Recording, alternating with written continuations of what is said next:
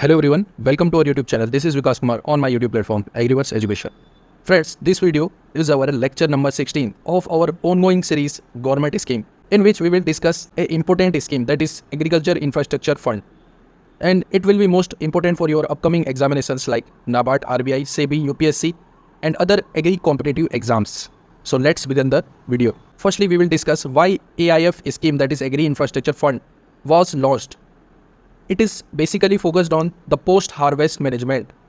In India, almost 30% of the produce from the farm gate is lost due to the inadequate facility of infrastructure, or we can say the storage facility, due to which there is very loss of agricultural commodity after the harvest. So this scheme was launched particularly for post-harvest management to maintain the quality and safety of the agriculture commodities after the harvesting, and to increase the shelf life so that they can be sold and consumed at a later time. So it was the basic fundamental principle to launch the AIF scheme. तो जैसे आपका post harvest management में बहुत सारी activities होती है, जैसे आपका क्लीनिंग है, सॉर्टिंग है, ग्रेडिंग है, पैकेजिंग, स्टोरेज, या फिर जैसे ट्रांसपोर्टेशन करते हैं। आजकल तो हाईटेक ट्रांसफ़र होता है, जैसे कि आपका कोल्ड स्टोरेज, कुछ टूल्स के साथ साथ जो व्हीकल्स आते हैं, तो ऐसी कुछ चीज़ों को डेवलप करना, उसके लिए लोन प्रोवाइड करना कम इंटरेस्ट रेट पे, और जो छोटे छोटे फार्मर्स हैं या बड़े एंटरप्रेन्योर्स हैं तो उनको इनकरेज करने के लिए जो ये फूड प्रोसेसिंग से रिलेटेड है या पोस्ट हार्वेस्ट मैनेजमेंट से रिलेटेड है, तो इसके साथ साथ कुछ अदर एक्टिविटीज़ भी हैं, वो हम डिस्कस करेंगे। सो सबसे पहले हम देखेंगे कि AIF चीज़ को लॉन्च कब किया गया था। इसको लॉन्च किया गया था 15 मई 2020 और इसका टोटल आउटले था 1 लाख करोड़। आत्मनिर्भर भारत पैकेज के अंदर इसको लॉन्च किया गया था। टोटल आउटले 1 लाख करोड़ रुपये है और ये कब तक रहेगा? 2025 से लेकर 2026 तक जो ये लोन है, या जो बोले कि जो ये फंड है, इसको डिस्बर्स किया जाएगा। और जो सपोर्ट है वो आपका रहेगा 2032 से 33 तक। तो आप कंफ्यूज मत होइए, जो फंड का यूटिलाइजेशन होगा वो फाइनेंशियल ईयर 2025 टू 26 तक रहेगा। और बाकी जो फैसिलिटी है, जो सपोर्ट प्रोवाइड करता है, जैसे मान लो एग्जिस्टिंग लोन दिया गया है, उसका जैसे इंटरेस्ट सबवेंशन करना है या कोई अदर एक्टिविटी है, तो वो किया जाएगा आपका 2032 से 33 तक। ठीक है, ये एक सेंट्रल सेक्टर स्कीम है जो कि 100% फंडिंग की जाती है सेंट्रल गवर्नमेंट के द्वारा। तो इसके अंदर क्या है, जो लॉन्ग टर्म फाइनेंसिंग करी जाती है for the post harvest management and infrastructure and community farming asset build up. तो इस चीज़ के लिए इंसेंटिव देना, फाइनेंशियल सपोर्ट देना, ये इस स्कीम के अंदर यहाँ पे कवर किया गया है। तो जो ये स्कीम है, इसको अनाउंस किया गया था 2020 में। उसके बाद एक और यहाँ पे एक इंपॉर्टेंट पॉइंट है कि सन 2021 में यहाँ पे APMCs जो होते हैं, एग्रीकल्चर प्रोड्यूस मार्केटिंग कमेटी, तो इनको भी एलिजिबल कर दिया गया इसके अंदर। AIF के अंदर ये लोग लोन ले सकते हैं। मान लो उनको कुछ इंफ्रास्ट्रक्चर बनाना है, कोल्ड स्टोरेज बनाना है, तो इसके अंदर वो लोग एलिजिबल हो जाएंगे। वैसे तो कुछ इंडिविजुअल है जैसे FPO, JLG या कुछ पैक्स है, तो ये लोग तो पहले से एलिजिबल थे, पर APMC को 2021 में 1 साल बाद यहाँ पे ऐड किया गया।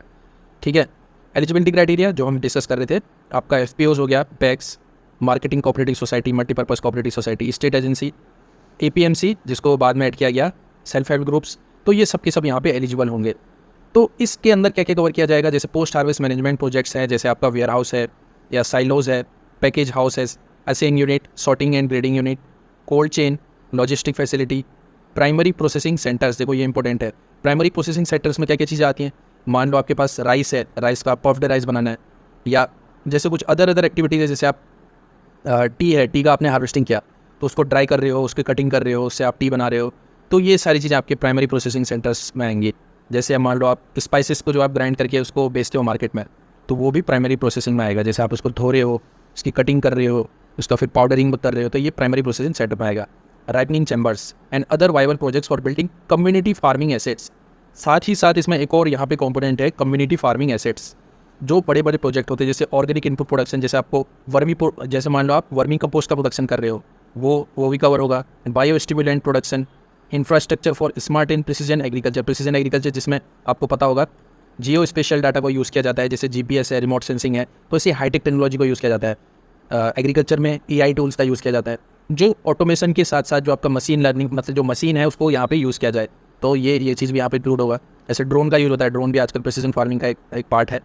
तो इन चीज़ों के लिए भी यहाँ पे फाइनेंशियल सपोर्ट दिया जाएगा। Supply chain infrastructure for cluster of crops including export cluster, तो ये सारी की सारी एक्टिविटी यहाँ पे एलिजिबल है। एक पॉइंट जो इंपॉर्टेंट है, PSU public sector undertaking are directly not eligible under the scheme, but project sponsored by them under public private partnership are eligible. कुछ प्रोजेक्ट ऐसे भी होते हैं जो इसको स्पॉन्सर करता है कोई PSU, तो वो वाले प्रोजेक्ट यहाँ पे एलिजिबल हो जाएंगे। तो यहाँ पे कौन कौन से इंस्टीट्यूशन है जो यहाँ पे काम करेंगे, जैसे कमर्शियल बैंक है, cooperative bank RRB, small financial bank, NCDC, NBFC, तो ये सबके सब यहाँ पे एलिजिबल है एआईएफ को इम्प्लीमेंट करने के लिए। तो एक कोई एलिजिबल एंटिटी जो है वो मैक्सिमम आपका 2 करोड़ तक का लोन ले सकता है। प्राइवेट सेक्टर की बात करें, प्राइवेट सेक्टर एंटिटी है, मान लो कोई फार्मर है, एग्री एंटरप्रेन्योर है, स्टार्टअप है, तो वो मैक्सिमम 25 प्रोजेक्ट्स के लिए यहाँ पे लोन ले सकता है। 25 प्रोजेक्ट, जैसे जितने मैंने प्रोजेक्ट पहले डिस्कस किए थे, तो जो ये 25 प्रोजेक्ट्स हैं यहाँ पे कैपिंग कर दी गई है। प्राइवेट सेक्टर जैसे फार्मर, कोई इंडिविजुअल है अगर, तो वो चीज़ यहाँ पे अप्लाई नहीं होगी आपके स्टेट एजेंसी में, एसएचजी ग्रुप में, एफपीओज़ में, फेडरेशन ऑफ कोऑपरेटिव्स में। तो यहाँ ये लोग 25 से भी ज़्यादा प्रोजेक्ट पे यहाँ पे स्टार्टअप शुरू कर सकते हैं। ठीक है, ये चीज़ हमने डिस्कस कर ली। इंपॉर्टेंट फीचर जो एग्जाम के प्रोस्पेक्टिव से बहुत इंपॉर्टेंट है, पहला, convergence with all schemes of central और स्टेट गवर्नमेंट। देखो बहुत सारी स्कीम चलती हैं, एग्रीकल्चर की भी हैं, बाकी कुछ अदर सेक्टर की भी है, मेन तो एग्रीकल्चर की है। तो ये स्कीम उसको यहाँ पे मर्ज करके हम लोन दे सकते हैं। मान लो कोई एप्लीकेंट है, वो पीएमएफएमई में लोन ले रहा है, अगर वो एक्टिविटी एआईएफ के अंदर आती है तो वो एआईएफ का जो एडिशनल इंटरेस्ट सबवेंशन है वो भी मिल जाएगा। पीएमएफएमई में तो आपकी सब्सिडी रहती है 35%, ठीक है, सब्सिडी तो आपको मिल ही रही है, प्लस जो इंटरेस्ट सबवेंशन है 3% का, वो भी यहाँ पे उसको मिल जाएगा।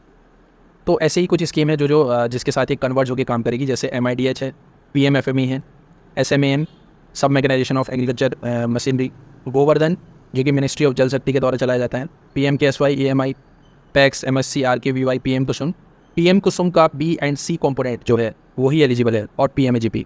तो इसके साथ मर्ज होके या कन्वर्ज होके AIF स्कीम को इम्प्लीमेंट किया जा सकता है। तो जो प्रोजेक्ट प्रिपरेशन है उसमें जो प्रोजेक्ट मैनेजमेंट यूनिट रहता है डिस्ट्रिक्ट का, वो यहाँ पे हेल्प करता है जो बोरोवर है या जो एप्लीकेंट है उसको लोन अप्लाई करने में। कॉर्पस था इसका 1 लाख करोड़। क्रेडिट गारंटी कितने तक है? 2 करोड़ तक के लोन में। 2 करोड़ तक के लोन में आप कोलेटरल फ्री जो CGT MSC होता है, credit guarantee trust for micro and small enterprise, तो इसके तहत 2 करोड़ तक के लोन दिए जा सकते हैं। इसके अंदर इंटरेस्ट सबवेंशन आपका 3% पर एनम, ठीक है। मोरेटोरियम पीरियड आपका कितना है? 6 महीने से लेकर 2 साल तक। मोरेटोरियम पीरियड क्या होता है? ऐसा पीरियड, मान लो आप कोई प्रोजेक्ट शुरू करने जा रहे हो और उसमें टाइम लग जा रहा है आपका 1 साल या 2 साल, तो उस दौरान क्या होता है, उस टाइम पे आपको खाली इंटरेस्ट अमाउंट पे करना होता है, जो प्रिंसिपल अमाउंट है या जो EMI है उसको पे नहीं करना होता है। तो इस पीरियड को बोला जाता है मोरेटोरियम पीरियड। तो 6 महीने से 2 साल तक मोरेटोरियम पीरियड। और रिपेमेंट पीरियड है आपका मैक्सिमम 7 ईयर्स। AIF लोन के अंदर जितना भी लोन होगा तो उसमें मैक्सिमम रिपेमेंट पीरियड 7 साल है। एक और प्रोविजन है यहाँ पे, 24% ऑफ द टोटल ग्रांट, जितना भी होगा टोटल ग्रांट का 24% आपका यूटिलाइज होना पड़ेगा SC ST एंड एंटरप्रेन्योर्स के लिए, 16% for SC and 8% for ST। तो यहाँ पे अलग से एक प्रोविजन है। एक्टिविटीज़ क्या क्या है जो मैंने बात करी थी, जैसे वेयर हाउस हो गया, cold chain, packaging unit, assaying unit, sorting grading unit, ये तो हमने पहले बात कर ली। इसके साथ साथ कुछ कम्युनिटी फार्मिंग एसेट्स के लिए भी यहाँ पे लोन दिया जाता है, जैसे आपके FPOs है, पैक्स, SHG, GLG, इन सब के केसेस में ही दिया जाएगा, इंडिविजुअल के लिए नहीं दिया जाएगा। जैसे आपका हाइड्रोपोनिक फार्मिंग है, हाइड्रोपोनिक मतलब पानी में जो ग्रोइंग करते हैं, मशरूम फार्मिंग है, vertical farming, aeroponic farming, poly house, logistic facility, जैसे आपका इंसुलेटेड व्हीकल होते हैं या रेफ्रिजरेटेड व्हीकल्स होते हैं तो उसका भी लोन दिया जाएगा, ट्रैक्टर का लोन दिया जाएगा। और ये सारे का सारे जितना भी ये है प्रोजेक्ट, ये इंडिविजुअल के केस में एलिजिबल नहीं होगा। उसके लिए या तो आप FPO का होना चाहिए या SHG का, GLG का, कोऑपरेटिव का, तो ये लोग ही यहाँ पे एलिजिबल होंगे। और भी कुछ हैं, जैसे आपका ये ऑर्गेनिक इनपुट हो गया, बायोगैस का, remote sensing, tissue culture, nursery, seed processing, customising sector, तो इन सब के जो प्रोजेक्ट होंगे वो भी AIF के अंदर एलिजिबल होंगे। PM कुसुम का कॉम्पोनेंट B और C, स्पिरुलिना का सेरिकल्चर, हनी प्रोसेसिंग, तो ये सारे के सारे आप देख सकते हैं, यहाँ पे आप स्क्रीनशॉट भी ले सकते हैं। तो ये सारे प्रोजेक्ट या एक्टिविटी एलिजिबल होंगी AIF के अंदर। मॉनिटरिंग की बात करें तो 3 स्टेजेस में होता है। नेशनल लेवल मॉनिटरिंग कमेटी है, स्टेट लेवल है, देन आपका डिस्ट्रिक्ट लेवल मॉनिटरिंग कमेटी। ये देखिए, ये है आपका website national agriculture infra financing facility का। तो यहाँ पे क्या होता है, मान लीजिए आपने कोई लोन अप्लाई किया बैंक में, PMFME, प्रधानमंत्री formalisation of micro food enterprises, तो उसका अगर आपने लोन किया है और वो एक्टिविटी आपका AIF के अंदर आता है तो आपको रजिस्ट्रेशन करना पड़ेगा यहाँ पे AIF के पोर्टल पे। बेनिफिशियरी में आपको रजिस्ट्रेशन करना होगा आधार के थ्रू, और वहाँ पे आपको अप्लाई करना होगा। जो डिटेल प्रोजेक्ट रिपोर्ट होगा वो अपलोड करना पड़ेगा, आपका प्रोजेक्ट क्या है, कितना अमाउंट लगेगा, क्या क्या आपकी एक्टिविटीज़ हैं, वो सब यहाँ पे डालना पड़ेगा, ठीक है। तो ये करने के बाद आपको ब्रांच सिलेक्ट करना होगा। तो वो जो आपका प्रोजेक्ट है या प्रपोजल है AIF का, वो आपका ब्रांच में जाएगा, ब्रांच से सैंक्शन होगा। सैंक्शन होने के बाद ये जो है आपका लोन यहाँ पे एक्टिव हो जाएगा।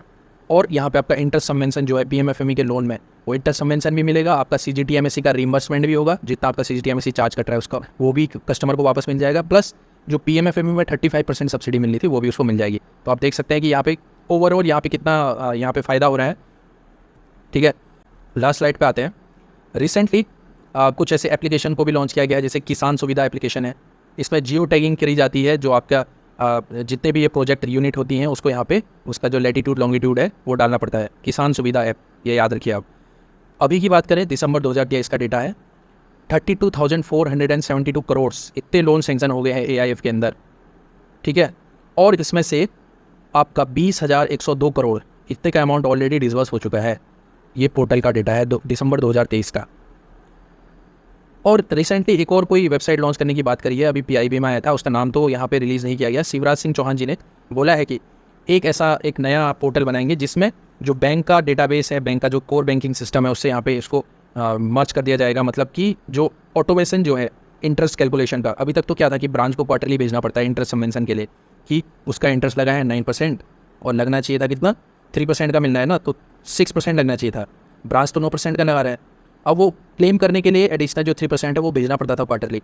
अब क्या होगा कि ये जो नया पोर्टल है इसमें ऑटोमेशन आ जाएगा, तो सेटलमेंट होगा वो ऑटोमेटिक होगा।